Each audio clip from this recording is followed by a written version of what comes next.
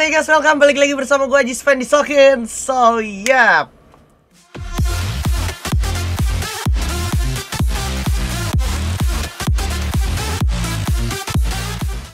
Di kesempatan kali ini gue berkesempatan untuk membuat konten lagi ya kan. Alhamdulillah.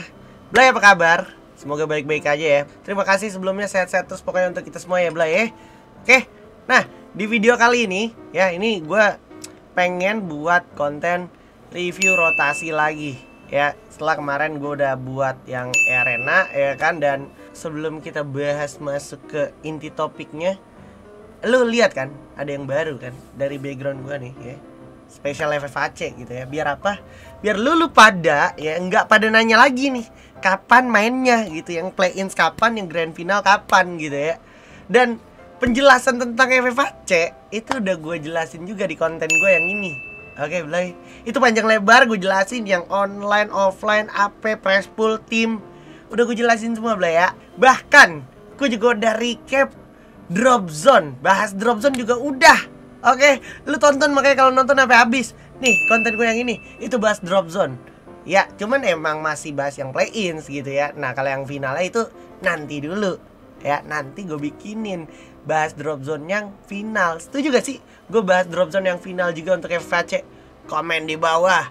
Oke. Nah, di video kali ini gue pengen bahas dari segi review rotasi ya, dari EVOS Phoenix atau EVOS Thailand. Yang kemarin juga kita tahu mencengangkan sekali. Ternyata ini EVOS Phoenix nggak berhasil juara gitu ya di Thailand, digeser sama Arena yang kemarin udah gue buat kontennya gitu ya. Jadi kita bakal bahas EVOS Phoenix dengan segala macam atributnya seperti apa. Gue bakal coba breakdown sesingkat mungkin ya, sepadat-padatnya biar kalian nangkep info yang pengen gue sampaikan dan poin-poin pentingnya. Tapi Blay, seperti biasa, biar afdol ya nggak sih Blay? Ini nggak lengkap nih kalau kalian nonton doang, tapi nggak subscribe. Jadi buruan subscribe ya kan, nyalain notifikasinya, pencet dulu tombol like, tombol share, sama tombol subscribe. Make sure kalian nonton sampai habis, dan make sure juga kalian udah follow nih sosmed gue. Biar apa ya? Biar afdol, biar kalian tahu gitu kalau gue tuh kesehariannya ngapain, apa yang gue share gitu. Oke Blay? So, without any further ado, kita langsung masuk ke dalam kontennya. Let's go. Nah, ini ya Blay ya. Jadi gue langsung pause aja ke bagian intinya adalah nih, EVOS Phoenix itu dia drop zone-nya di Marble Works, yang kayak udah gue buat juga di konten drop zone gue gitu ya kan. Dan Purgatory ini dia bakalan cenderung bermain sangat pasif ya kan, kurang lebih kayak sekitar sampai menit 10 gitu ya. Intinya EVOS Phoenix bakalan full looting di Marble Works. However, dia bakal coba maksimalin nih Marble Works ini ya kan. Terus juga pinggir-pinggir pantainya. Terus juga kebetulan kan drop zone-nya masih di tengah lagi gitu ya kan. Jadi biasanya emang ini gaya bermain si EVOS Phoenix dari zaman FFWS kemarin gitu. Mereka juara pun ya ini gitu, gaya mainnya mereka nggak ada yang dirubah juga gitu ya kan. Nah, sampai kapan sih mereka di Marble Works? Yuk kita cek bareng-bareng. Nih Blay, lanjut ya. Sampai kapan mereka berada di Marble Works? Kurang lebih ya sekitar sampai zona satunya ini udah mau warning atau udah mau jalan gitu Blay ya. Dalam artian kayak lo di sekitaran menit 7, menit 6.45 itu lo udah preparation bergerak dari arah Marble Works menuju ke arah area rumah pantainya gitu ya Blay ya, atau rumah kayu yang ada di pinggir-pinggir pantai gitu. Dengan catatan, mereka seperti biasa nih setupnya tuh di konten gue yang sebelumnya, di fase yang sebelumnya juga, sebelum FFWS itu gue bahas kalau mereka tuh biasa banget setupnya tuh 3-1 kayak gini. Jadi antara 3-1 atau 2-2 gini. Mereka biasa bagi 2 kompon, dengan catatan itu mereka buat nyari vision seluas-luasnya dan sepadat-padatnya biar bisa dikonversi jadi info yang berguna untuk mereka. Ya, info tersebut tentunya bakal digunakan untuk mereka cari tahu nih kira-kira waktunya stay apa udah waktunya cabut lagi gitu ke drop zone atau checkpoint selanjutnya gitu ya Blay ya. Next. Nah, ini dia Blay. Lanjut ya, setelah dia mulai perlahan masuk ke arah rumah-rumah yang di pinggir pantai ya kan, di ini nih perbatasan Marble Works ya kan, dia mulai coba tetap make sure di EVOS Phoenix ini pokoknya gimana pun caranya masih ada di pinggir-pinggiran zona, dengan catatan ya tadi ngebagi vision dan udah cari info sebanyak-banyaknya musuhnya di mana aja. Jadi dia bisa memperkirakan, even orang-orang yang tadi drop zone di area bawah sini, dia bisa perkirakan juga gitu, apa musuhnya udah standby di Brasilia, apa udah di rumah tengah batu sini dekat field, atau yang udah di field gitu ya Blay ya. Jadi dari yang gue tangkap, karena dari Thailand ini nggak banyak tim-tim yang ngerubah drop zone, itu memungkinkan banget untuk satu sama lain saling paham dan juga saling ngerti tempo mereka masing-masing tuh seperti apa. Paham gak maksud gue? Kayak misalkan EVOS Phoenix nih, misalkan ini kan grand final. Nah, dia tuh udah lihat tuh yang di match day sebelumnya atau regular seasonnya, ini tim-tim ini pada di menit segini udah nyampe mana. Ngerti gak? Nangkep gak maksud gue? Kayak gitu kurang lebih intinya. Jadi lu ketika lu udah di sini, musuh lu udah di mana, lu lihat, cocokin sama menitnya dan lu cocokin sama tontonan lu tuh di match day sebelumnya. Apa sama apa kurang lebih mirip ya, kurang lebih kayak gitu dah intinya gitu ya Blay ya. Jadi membaca pergerakan dari segi timing itu juga berpengaruh banget menurut gue. Dan karena di Thailand balik lagi gue bilang nggak banyak yang merubah drop zone, jadi ini memungkinkan banget antar satu sama lain tuh saling mempelajari gaya bermain tim gitu ya Blay ya. Oke, intinya EVOS Phoenix ada di sini sampai menit berapa nih, kita cek ya. Nih dia sampai menit 9 tuh. Sampai menit 9 jelang menit 10 EVOS Phoenix tetap bakal nge-hold situ karena emang tipikal yang punya playstyle objektif juga gitu ya Blay. Jadi wajar banget mereka yang menghindari perang, apalagi mereka juga lagi ceritanya nih waktu pas belum kalah atau harus di play-ins, mereka tuh punya pride untuk jaga gimana caranya sang juara dunia FFWS itu jangan sampai kalah gitu kan, apalagi jangan sampai ke end dengan gampang gitu intinya Blay. Next. Asik banget sih, iya gak sih? Sebelum kita lanjut, make sure kalian udah pencet tombol like, share, sama subscribe-nya Blay ya. Pastiin tonton konten ini sampai habis biar kalian ngerti pembahasan inti-inti pembahasan gua. Oke Blay, terima kasih buat semua yang udah berpartisipasi di channel gua. Kita lanjut masuk ke kontennya. Nah nih Blay ya, lu bisa lihat ya gimana teman-teman EVOS Phoenix setelah dia puas nih di komponen yang tadi sini sama sini ada tower. Terus dia sadar di rumah Tayo sini ada orang, dan juga circle-nya juga geraknya masih mau nggak mau maksa si EVOS Phoenix-nya gerak ke atas, sudah pasti lewat sini. Kenapa lewat sini? Nah karena ketika EVOS Phoenix maksanya lewat jalur tembok sini, itu dia bakal lebih susah Blay. Kenapa lebih susah? Karena orang yang di rumah Tayo udah keburu punya waktu untuk persiapan ngelawan EVOS Phoenix. Kalau seandainya EVOS Phoenix-nya mau tetap ujung-ujungnya lewat rumah Tayo atau ke box-box yang di sono noh. Nih yang box-box sekitaran sini nih, daerah field gitu ya. Itu cenderung open field dan bakal merugikan banget gitu ya untuk EVOS Phoenix. Makanya EVOS Phoenix lebih milih straight sambil manfaatin patahan ya kan, dia langsung masuk ke arah rumah Tayo ini. Kita lanjut dulu. Ini lawannya tuh dari tim ini ya, FW nih kalau salah. Nih tuh. Oh. Ya, dia langsung maju The Cruz-nya dengan catatan tetap The Cruz maju. Di belakangan nih masih ada temennya lagi Blay. Oke. Tuh dia wow, ini dia bisa banget bikin musuhnya kayak have no idea gitu, padahal musuhnya yang punya komponen duluan. Nah, musuhnya kepisah di sini. EVOS sudah berhasil nyulik satu. Nah, karena di sini udah satu, nggak langsung di end, tapi dimajuin dulu sama Getbu, Dilong kayak biasa nge-cover gitu kan, dan lo bisa lihat apa yang dilakukan oleh The Cruz juga di sini sambil bantu lempar grenade. Nah ini bikin, karena tadi ada lemparan grenade yang udah kayak kelihatan dari arah musuhnya, itu bikin musuhnya bisa krono, dan juga musuhnya tahu Dira sama Getbu kan. Nah Getbu langsung maju nerobos, The Cruz dapet. Terus di sini kayak yang ya udah gitu, karena udah pasti menang jumlah juga EVOS-nya ya kan, EVOS Phoenix. Jadi benar-benar rapi banget eksekusinya, dan pas udah kayak gini fight gak ada habis-habisnya berlangsung nih Blay ya. Nah di momen ini lo lihat deh, EVOS Phoenix tuh ada di sini perfecto banget ya.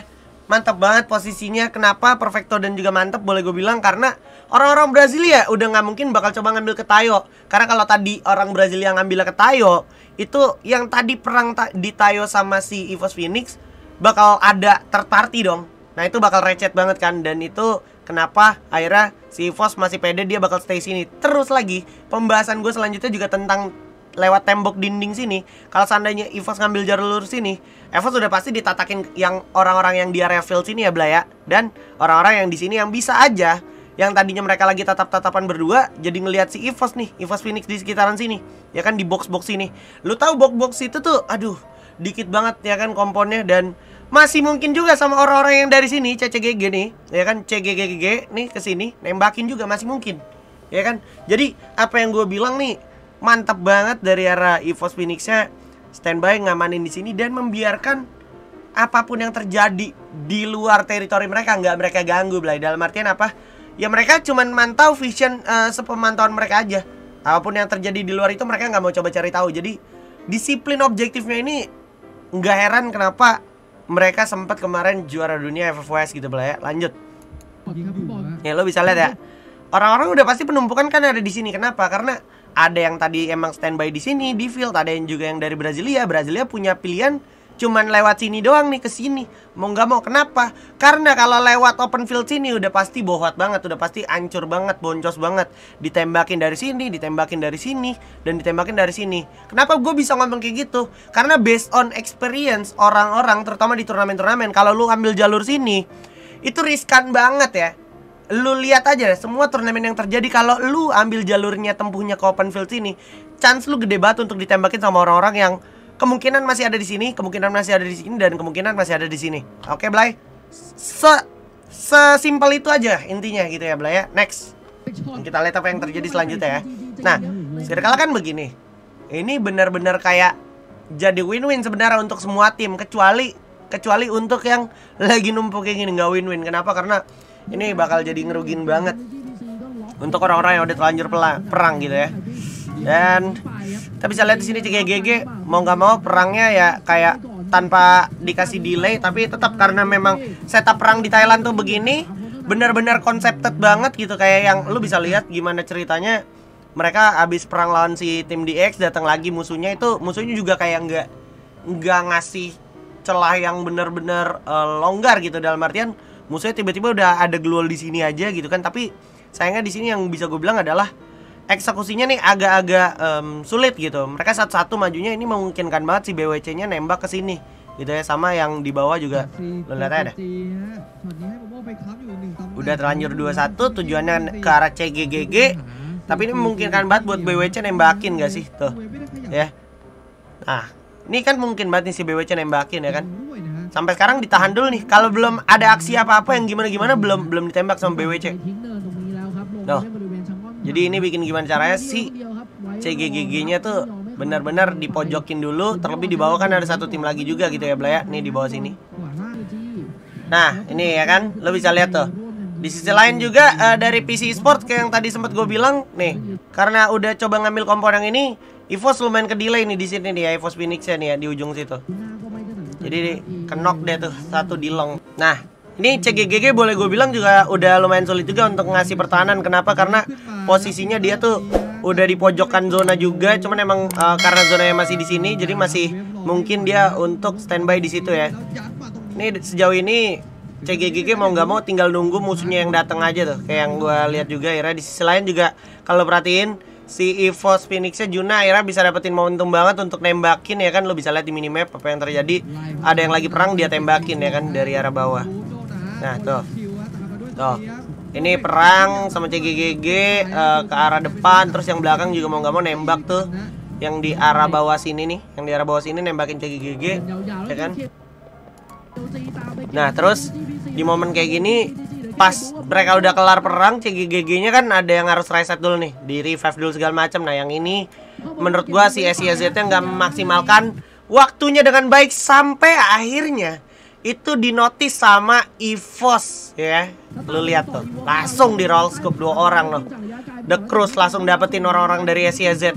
Karena dia dari SYZ-nya menurut gua nggak maksimalin timingnya untuk ngepick si CGGG yang ada di rumah batu atas gitu pas lagi reset. Nah, mau jadi udah keburu notice.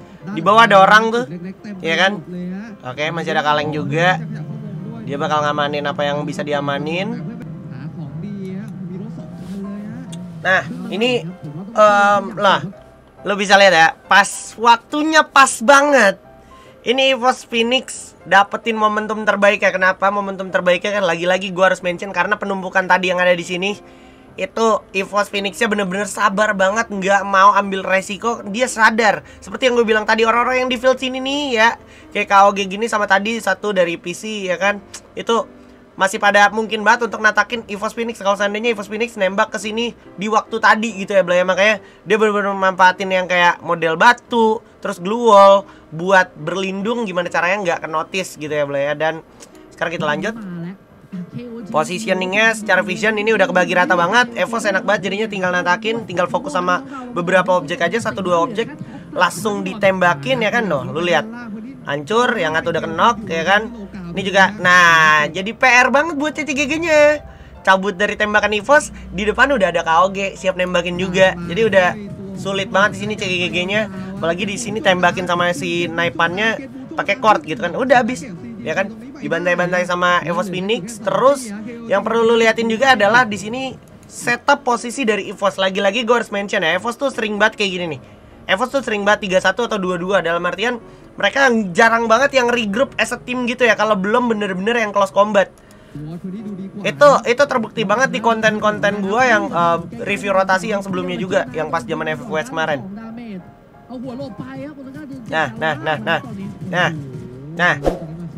Nah, ini pas udah emang mau waktunya dia regroup ya, dia udah mulai coba ngerapet gitu kan. Cuman gini, balik lagi kayak yang lu lihat apa yang dilakukan oleh EVOS tuh, karena dia tahu satu orang di sini ke knockdown, dia udah kayak mulai pede gitu.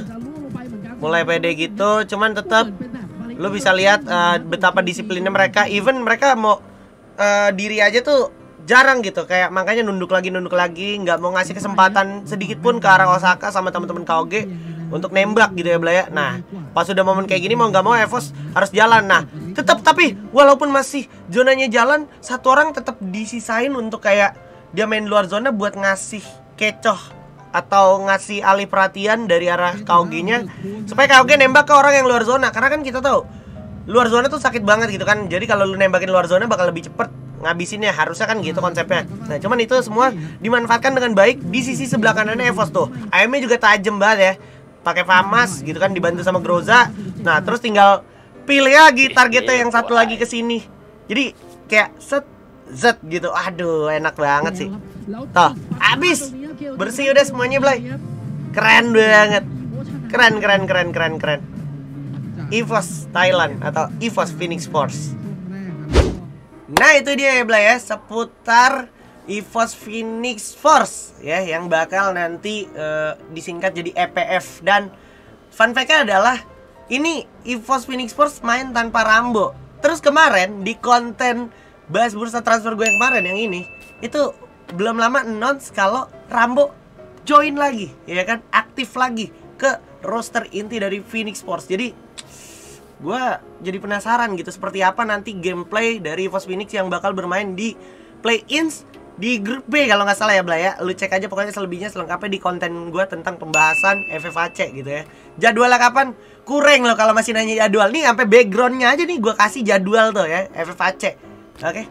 Dan so far gue lihat EVOS Phoenix nggak ngerubah banyak pergerakan, nggak ngerubah banyak apapun gitu ya. Ini cuman kayak ngerimain lagi aja perubahan, dan juga mungkin kayak apa-apa yang bisa kita simak ya kan, bisa dijadikan poin untuk diwaspadai. Itu mungkin banget gitu ya, wajib banget diwaspadai. Kenapa ya? Karena ya yang kayak kita tahu juga gitu, ini kan tim juara dunia FFWS gitu kan. Jadi gua rasa tim-tim Indonesia terutama nih boleh pay attention lebih, terutama teman-teman yang dari Indonesia yang main di play-ins grup B itu ada The Pillars Gladius sama Siren GPX ya Blay ya. Jadi ya kita doain aja yang terbaik ya Blay ya. Semoga tim Indonesia perwakilannya yang di play-ins maupun yang di final bisa eksekusi ini dengan baik. Walaupun ya musuhnya ya kayak gini gitu, punya gaya bermain objektif yang patut diwaspadai dan juga punya awareness yang luar biasa bagus gitu ya. Dan kalau ngomongin next kita harus bikin review rotasinya siapa lagi?